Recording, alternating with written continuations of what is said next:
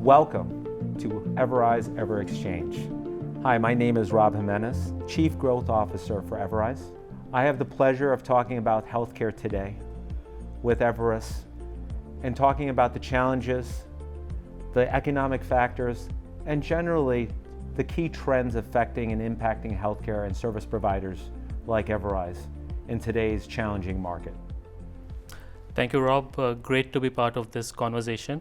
My name is Ankur Verma, a Vice President with Everest Group, where I lead the healthcare operations team. Been with Everest for almost 10 years now, where I have worked with healthcare payers, healthcare providers, and outsourcing service providers on a variety of problem statements. Currently based out of Jersey City, and Rob, looking forward to a good discussion.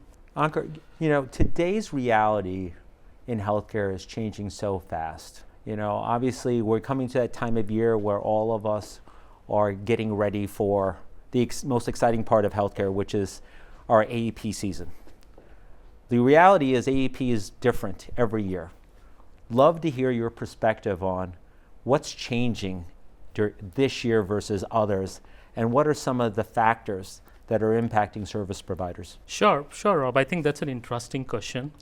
If you look at AEP historically, AEP was primarily a volume game, right? When organizations think about annual enrollment period, they think about having the right number of agents, having the ability to address a particular number of calls. But if you think about how AEP is progressing over the years, now it's becoming more complex. And there are a few factors which are driving the complexity within AEP. The biggest of them is regulations, right? Healthcare is a regulated industry. But if you look at the last few months, last few years, the pace of change of regulations has increased significantly, right? You think about Big Beautiful Bill, you talk about state Medicaid cuts, right? You talk about how CMS is changing how star ratings are calculated. So that's impacting organizations significantly. That's also impacting how enrollment patterns are changing, right? If you look at the last 5 or 10 years, Medicare was the one where enrollment was growing, but now Medicare is saturating. You have people moving from Medicaid to AC exchange plans. Yeah. So I think the complexity associated with AEP is changing significantly. It's increasing significantly, and I think that's driving a lot of mind space. That's driving a lot of energy and effort of healthcare carriers. I couldn't agree more. I mean, look, fortunately for us, we have a very large AEP business. We get to work with some of the most, what I call, recognized carriers, healthcare payers in the US. I would say they're all challenged, right? If you just, read their analyst reports, their analyst days, the impact of the regulatory changes, CMS changes on reimbursement numbers, creates financial strain on our clients. And like you said, it was a labor game maybe 3-5 years ago, or it was a capacity race, right? Yeah. You needed a lot of advocates to service the re-enrollment and the sales process.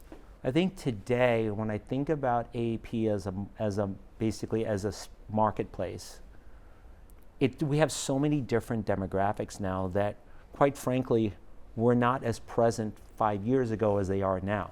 We all realize that there's an aging population, one with lots of chronic needs, and what was essentially a Medicare Advantage business has now become a Medicaid, a D-SNP, a C-SNP, supplementals.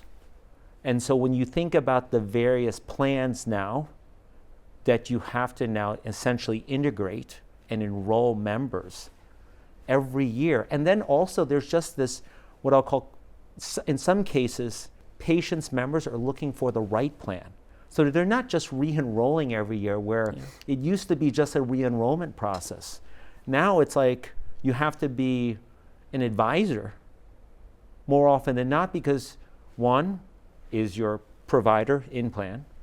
2, are your chronic needs covered?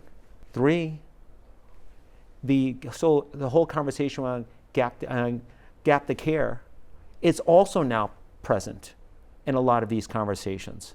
So I think the complexities change because, one, patients' members are much smarter now in the interaction, quite frankly. You know, the tools they have available of understanding plans better are so much more transparent. They don't need to just go to the carriers now to understand what the plan provides. And so our advocates have to be more insightful. They have to be more sort of up in their game when it comes to the regulatory changes. And so I do think it's not just basically a transactional process as much as it used to be because of all the impacts by the regulatory agencies, members becoming more insightful about their needs, and then obviously advocates being more of a guide, quite frankly, in terms of covering those needs in the most appropriate plans. Yeah. So I agree wholeheartedly that the whole sort of enrollment process has become much more complex. And I think, you know, in today's world, that complexity is creating challenges for both carriers as well as the providers. Rob, I'll share an interesting data point with you. If you think about a typical Medicare enrollee, the reality is that today that enrollee has options of selecting from almost 50 to 60 plans. In certain regions, that number can go as high as 70. So as a member, I have so many options to choose from. And when I'm calling a licensed agent, I'm not asking about, tell me what this plan entails or not. What I'm asking the agent is, I know what that plan entails, but I want you to compare that plan with the other 5 plans that I've selected. Now, you talked about the complexity in the enrollment process. From an agent perspective, it's so difficult because they have a standard SOP, right? They have a cheat sheet. Now, when member has become so tech savvy, when member has already so much information available to them, for a licensed agent, it's become very difficult to address the questions that the members is asking, right? So absolutely, I think I completely agree that the complexity associated with AEP has increased significantly in the last few years. And what I believe is that, with how technology is progressing, I think the organizations have to really change their operating models if they want to remain competitive in the market. Look, I couldn't actually agree more, and that's why at least we at Everise, we have already built institutionalized systems and processes to support our advocates. Because quite frankly, the advocate only has a few minutes to basically enroll or even sell a member into a plan. And obviously, the complexity that we're talking about isn't the plan complexity, as you said, because most of the members already understand the plan before the call starts. What they're asking the advocate is, tell me if certain basically needs are covered. Tell me if this plan best suits my chronic needs versus another. And so when you think about basically the service providers that are more apt to be successful, one, I would say you have to have a returner population every year that's been in the enrollment and the license sales process. And I think fortunate for us, we have returner populations in the thousands every year because, quite frankly, we've built a business in healthcare. And I think the advantage for, I would consider us a disruptor, because we're so focused on healthcare as an organization, that we get to essentially hire advocates who want to be in healthcare. And I think we don't treat it as just another vertical. It is our vertical. And I think that's the nuance in today's world around whether in AEP, is that you have to understand not just the process anymore, the nuances of the conversation that happen every year. So I think that's really the trick in being basically one, going from an agent to an advocate to essentially an expert. Yeah. And I think that's the maturation of what we've been able to do, is that because we're so focused, we've institutionalized the processes and the tools to help our advocates be that essentially that enrollment expert. Ankur, something really interesting, when I think about AEP is that most organizations think of AEP as a Q4 process or Q4 going into Q1.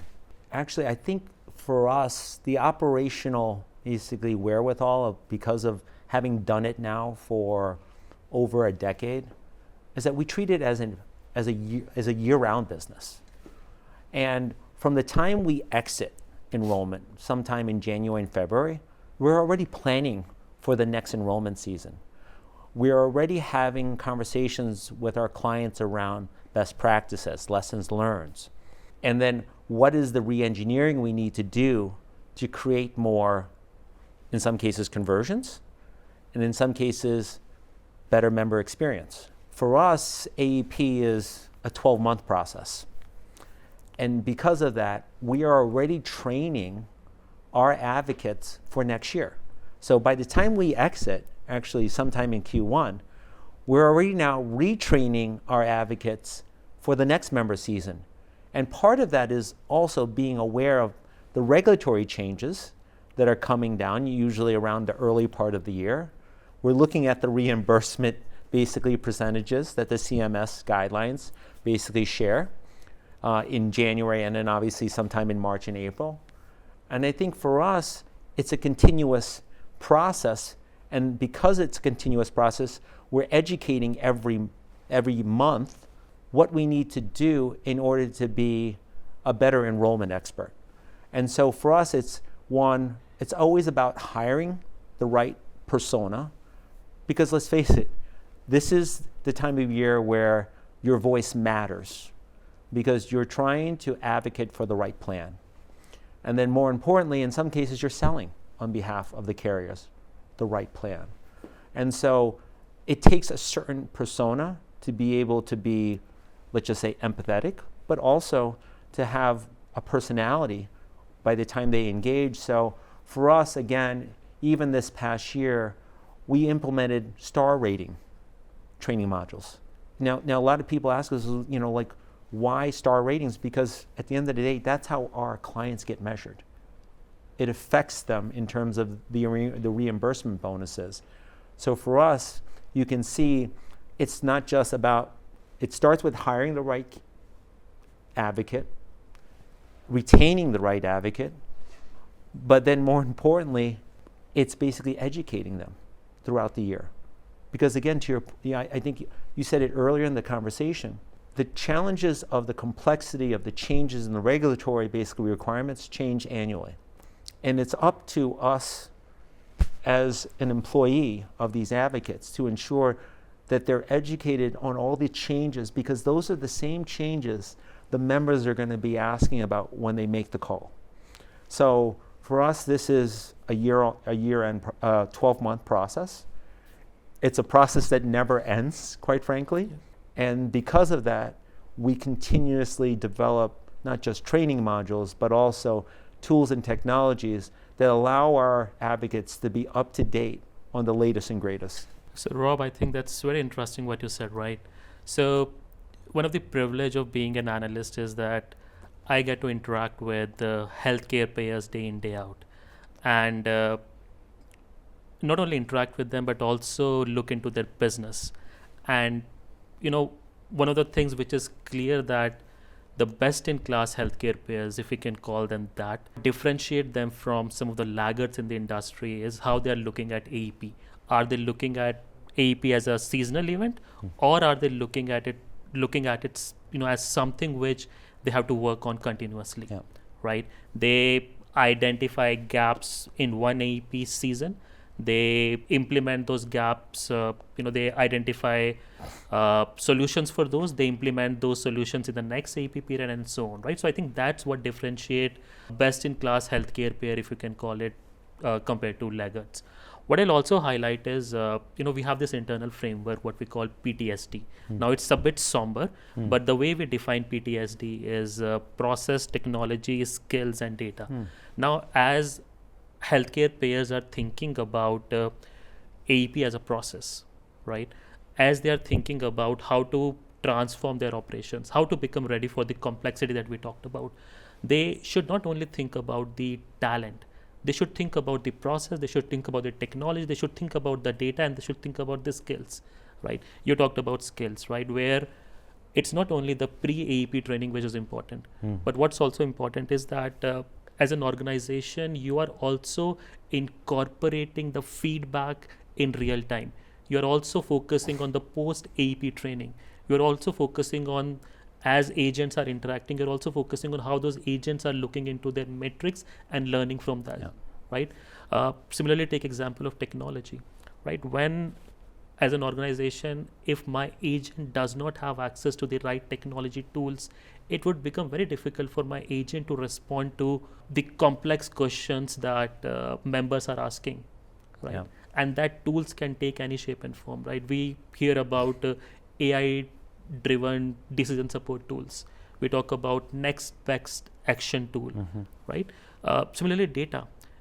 A statistic says that a healthcare organization can only use 20% of the data that it typically captures.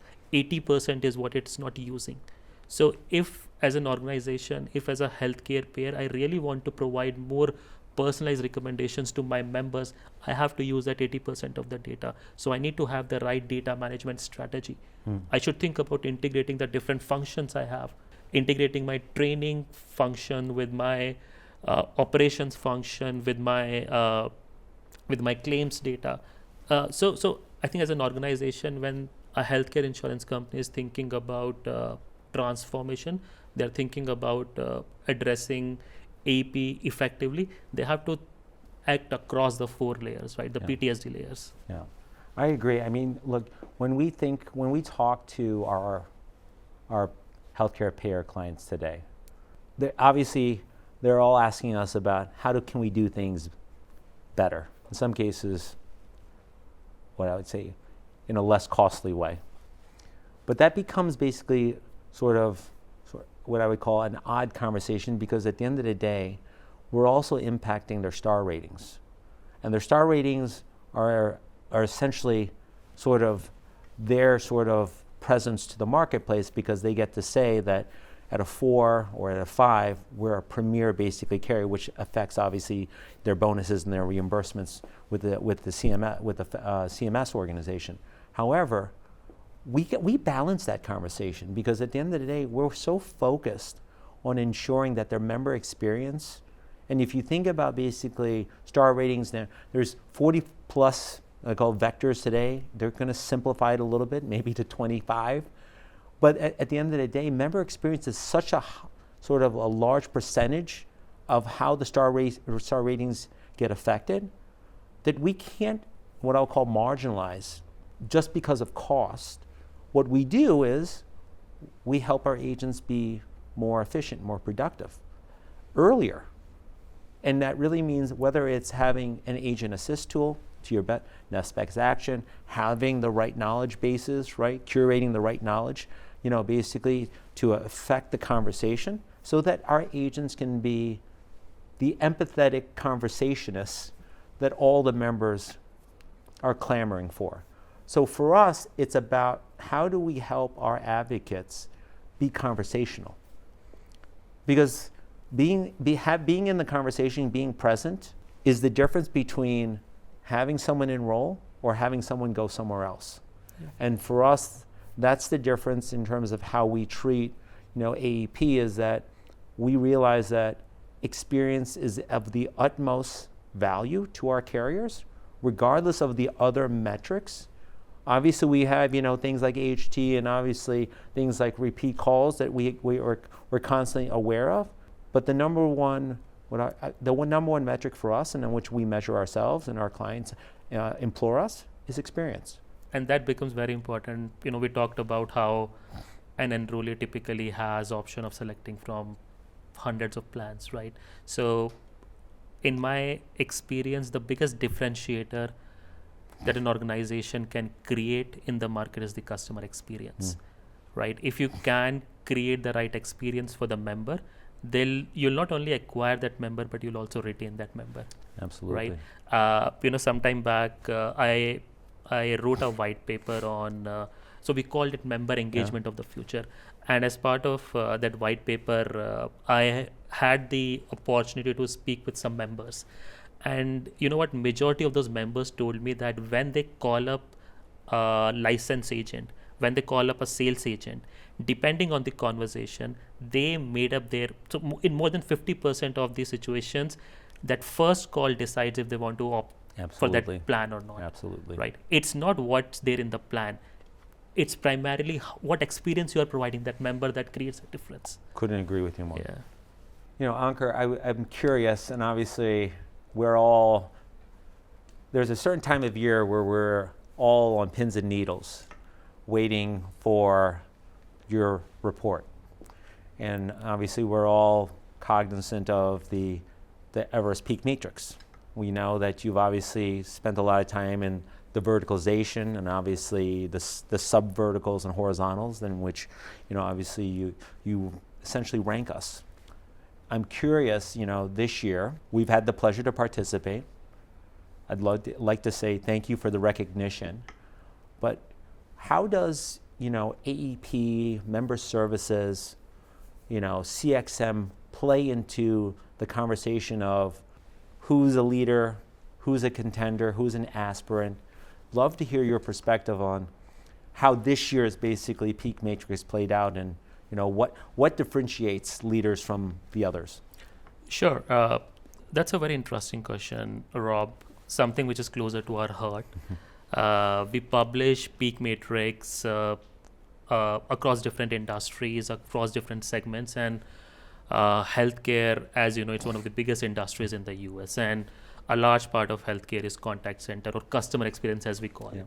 Now, before I talk about who are leaders on our Peak Matrix and what constitute a leader, essentially, I would want to first talk about that what a Peak Matrix is. So a Peak Matrix is essentially a tool which is directed towards an enterprise to make the right decisions when they are trying to identify the right partners that they need in certain areas.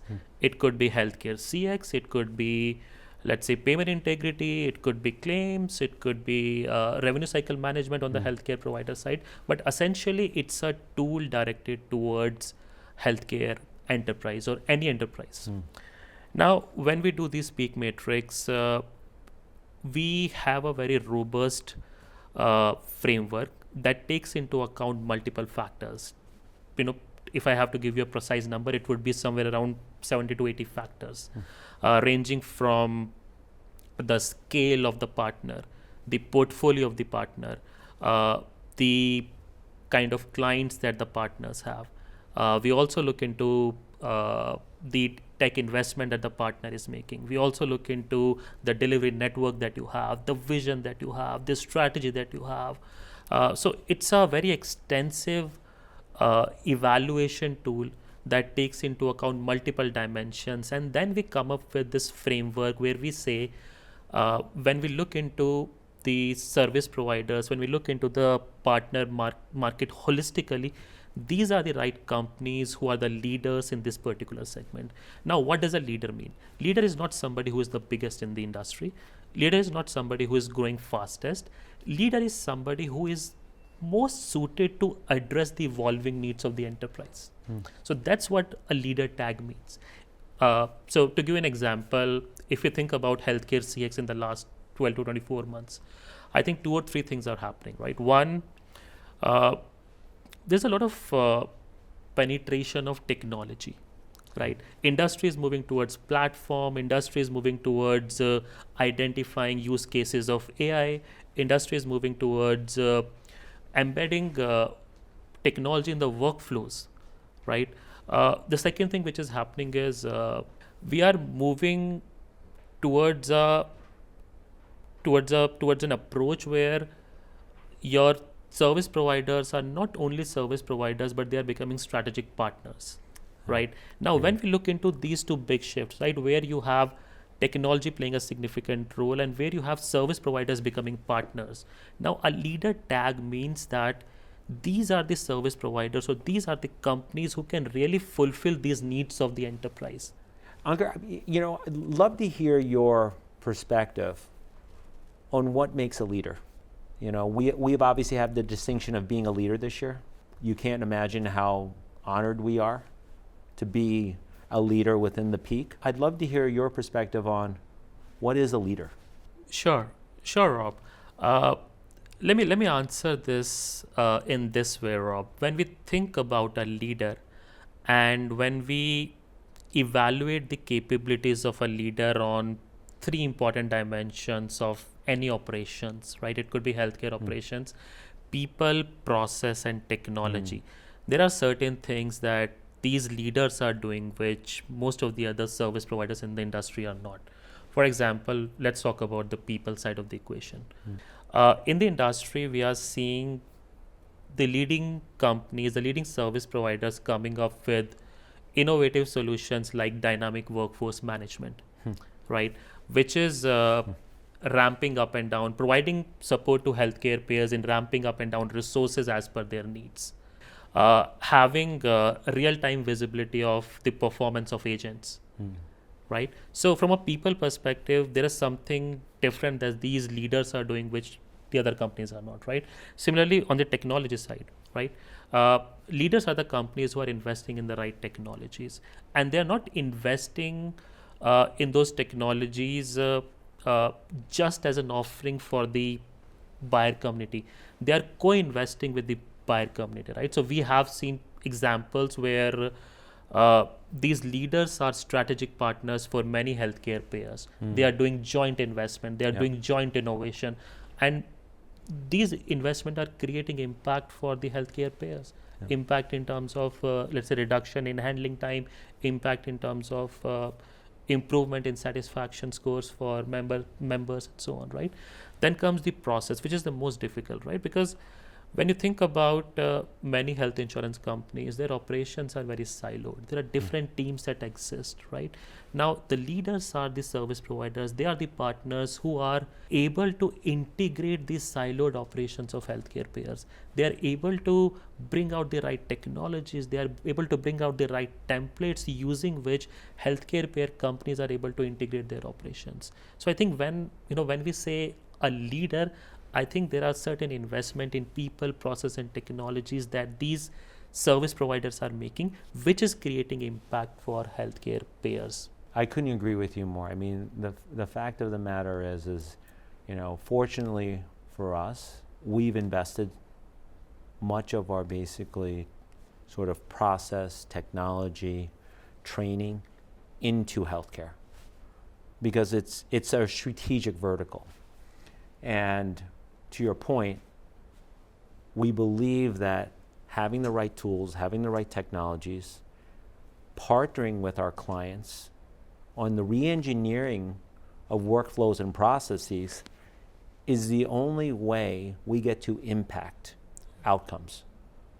Because we all are, legacy models of staffing and billable hours, we all realize that there's a disruption happening in the marketplace.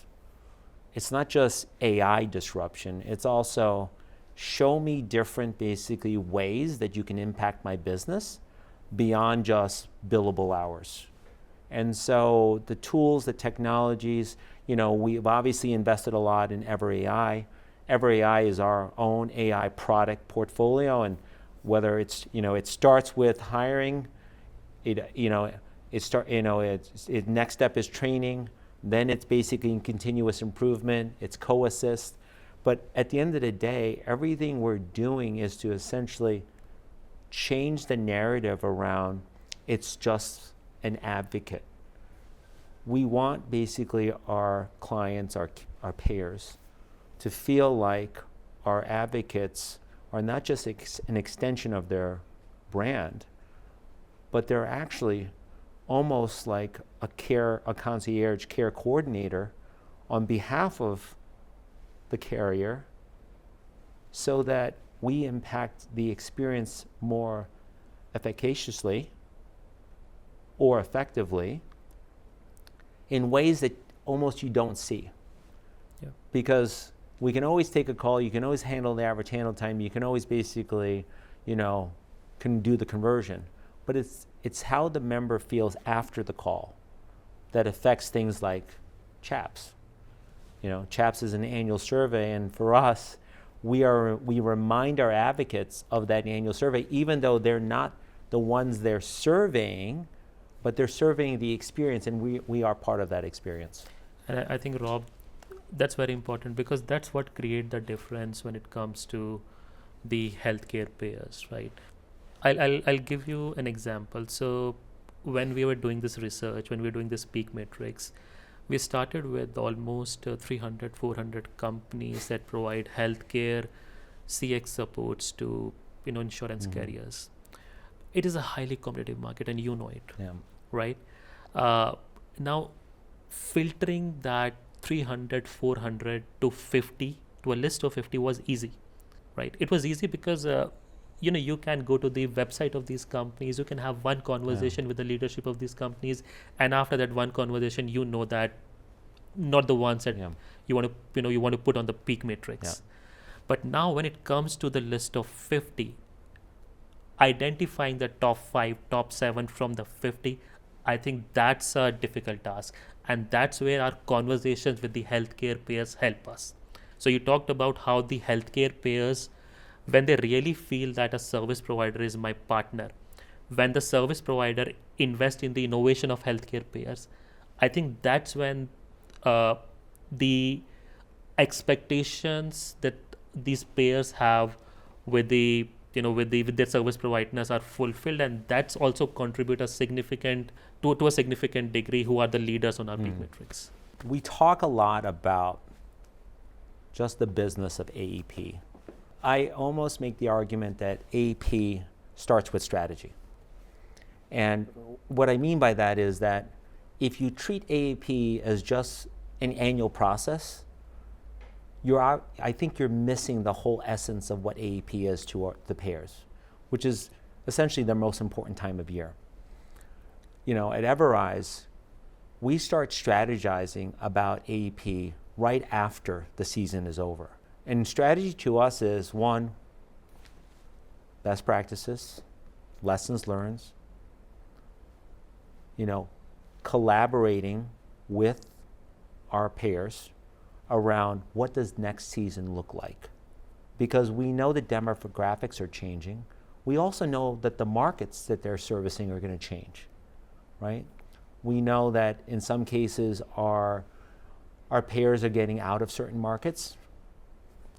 We know some of our clients or some of our payers are going into certain markets. And so in having that visibility to understand where they're investing their time and energy for next season is important in terms of how we prepare. And it's not just the license side, because obviously we're fortunate enough that we have licenses in all 50 states to sell on behalf of the payers, but it's also understanding the needs of those communities, those states in which they're servicing or planning to basically enroll, so that we can prepare our advocates better. So our strategy is really around, one, what's our client strategy around which markets are they planning to serve in the upcoming AEP season? The second piece is the regulatory changes that are impacting our AEP process.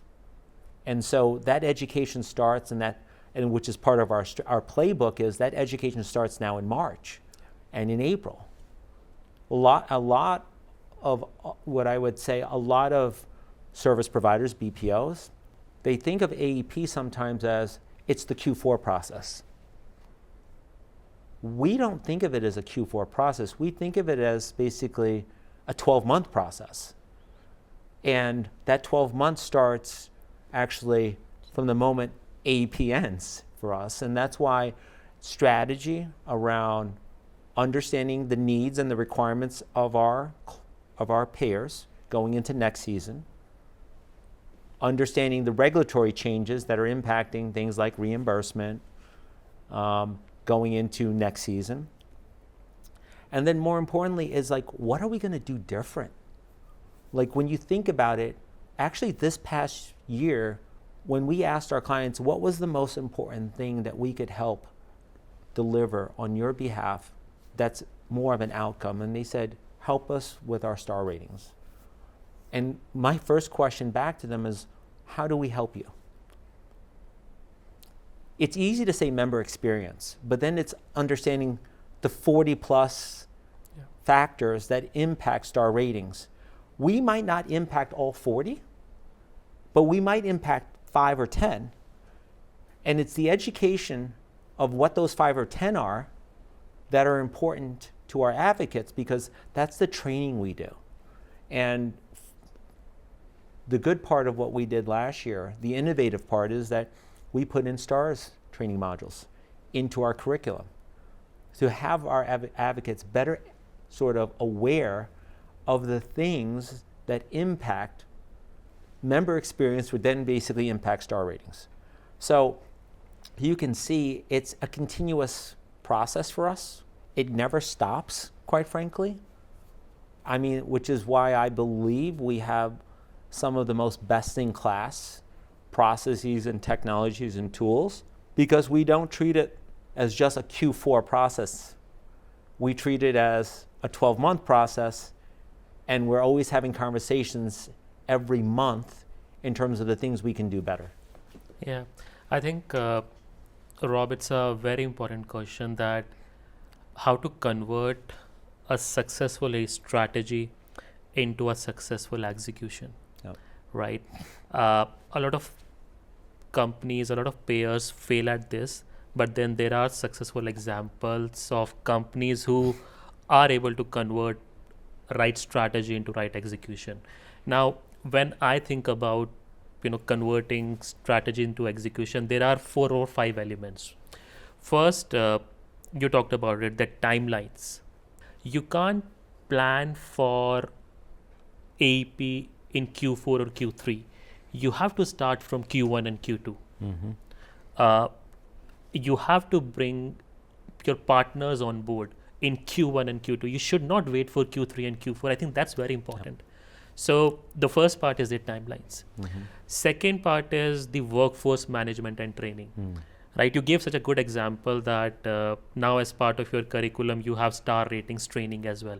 I think that's very important, right? Because these are the things which are impacting so many things downstream, and those agents are not aware of it. So educating the agents, educating the workforce on the impact that these conversations will have on the business of the payers is very important. So the workforce management and training, it's the second element, and I think it's very important for organizations to think about as they think about converting a strategy to execution. Third is the technology. Now, technology is very important. It's important because if you will not invest in technology, your competitor will.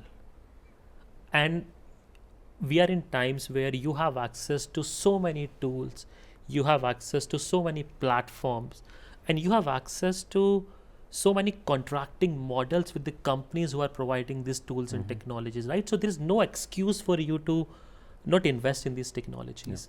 And they can really augment the operations of your human agents. So the third important element is the focus on technology and having the right strategy. Fourth, I would say, is proactive compliance and proactive audit. Usually compliance is treated as something that should happen after kind of post facto. But what I believe is compliance is something that should be embedded in the interaction itself, so that the agent has the opportunity to course correct and convert even a bad call into a good call based on the information that agent has at his or her disposal. So the proactive compliance and proactive audit, I think it's very important for organizations to think about as they think of a successful execution. It's interesting you say that, because obviously we did something in our operations during AP is to have real-time QA, because to your point, QA isn't an after call event. Real QA actually happens during the call, and if we can impact a call positively in real time by doing some what I would call minutia in terms of in terms of the coaching, it changes a call from going from negative to positive. Exactly. Yeah. And I think that's the switch we made in terms of changing our QA sort of process to go from post-call to in-call. Yeah. And yeah. Obviously there's tools and technologies now that allow you to automate QA functions, but I think the comment you made about having QA in-call is the actual switch we made as well. Yeah. And I think it's garnered us so many different type of what I'll call experience vectors in the journey that it's allowed our advocates to be more, quite frankly, more free conversations, because they're not now basically just scripted. They know they have someone who's there who's going to coach them through those difficult moments. We talk about member satisfaction, but we also have an important terminology which is employee satisfaction. I think having these processes in place, having a more embedded QA system, I think these also help you in having employees who are satisfied, who are not second guessing themselves in each and every interaction. They know where to pull the data from. They know how to manage the exceptions. So I think that's becoming very important in the industry, and that's what will differentiate a leader from some of the laggards in the industry. Final thing I'll say, which is important as organizations think about moving from planning to execution, is change management. I think many organizations don't think about the silos that exist from a people perspective, right? Everyone has their own objectives, but I think it's very important that internally healthcare payers are aligned on the outcomes that they want to achieve, right? If you have to invest in making sure your agents are trained, making sure your agents are best in class, the CFO should be onboarded because the investment is needed, right? So I think the internal silos, having a change management team is also very important as organizations think about moving from planning to execution and making it successful. The interesting part is, we get to be a lot more nimble and agile. And we don't have what I would call the bureaucratic layers that basically silos get created in. You said it, breaking down the silos that create great experiences, and having, our COO, having our basically country leaders, having our TLs, our QA teams, our advocates, all basically reading from the same playbook and collaborating constantly is the secret to creating these great member experiences. Because to your point, the agent experience is just as important as the member experience. So having all these functions working in sort of an orchestrated manner is really the key to having a great basically call or an interaction. And so I think you're spot on when you say it's the collaboration that happens internally that leads to basically great interactions externally. So Rob, I also have one question that I want to ask you. So I think as organizations prepare for the next enrollment period, we talked about some of the best practices. We also talked about the challenges. We talked about where should organizations invest. But as you think about the next enrollment period, what would be the 2 or 3 recommendations that you would give to your clients? I would, look, when I think about it, going into this next season, one is communication. I think great partnerships happen when communication happens two-way. And I think we're fortunate enough to be a strategic partner to all our healthcare clients. And it's that communication, that two-way communication that happens constantly. Sometimes the conversations are tough, but it's being able to have those direct and transparent conversations that allow us to re-engineer and be more innovative, but also uplift our operations. I think the other what I would say factor that we're constantly looking at is technology. I mean, what can we do more to make the advocate experience easier? it's easy just to use the word AI these days, because obviously we're all having to be AI, in some cases, enabled. And I would say we're fortunate enough at Everise that a lot of our operations is AI enabled. From the hiring to the training to actually even just the agent enablement process. I would say the third part is, like I said, it's the collaboration that happens on the floor. Yeah. It's the collaboration between advocate, between site leader, between client, because it's that collaboration that happens daily, in which now we are all aligned in terms of the outcome and the experiences that we're all shooting for. Yeah. And so when I think about it, it's communication, it's agent experience, and in some cases, how do you empower it, how do you enable it through technology, through tools, and then it's just the constant collaboration that happens between service provider and payer. Yeah. I think the only thing I'll add is, Rob, something which we also discussed earlier, that I think healthcare leaders, insurance companies leaders should stop treating AEP as a seasonal event. It's not a seasonal event. You can treat it as a seasonal event, but then don't complain when in a year or two your competitor is much ahead of yourself, right? So treat it as a continuous process where you are learning at every step, and then you are incorporating that learning in the workflow, in the process itself, right? So I think if healthcare leaders treat AEP as more strategic, the benefits that they can get out of it is significant. So I think that's the only thing I'll add. But great having this conversation with you, and I think we touched upon many important layers that health insurance companies should think about. Well, one, I want to say thank you for taking the time, to talk to us about healthcare as a whole, AEP as basically a business, and more importantly, thank you for honoring us this year as a leader in the Peak Matrix. So look forward to more conversations, Ankur, and like I said, looking forward to AEP. Absolutely, Rob. Yeah. Thank you for joining the first episode of Everise EverXchange. Thank you, Ankur, for joining us, being basically a guest, our first guest. Look forward to more conversations, and like I said, looking forward to AEP. Thanks, Rob. It's a pleasure to be part of this conversation, and looking forward to more episodes of this.